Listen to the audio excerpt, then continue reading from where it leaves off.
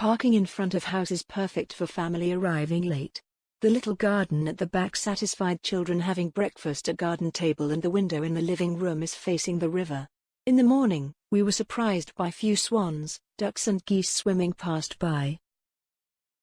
No soundproofing kitchen is a bit small for 5 people, not too close to metro stations, although it's in a great location in the centre of London.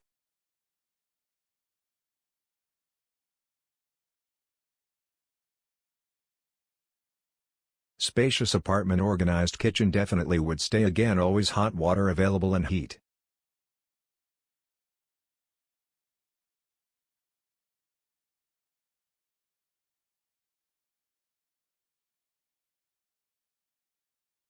Broken chairs and hinges, of window in the living room and door in the kitchen.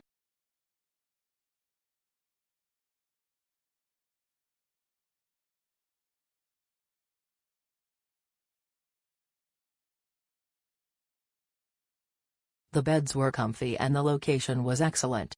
Everything was exactly as in the pictures.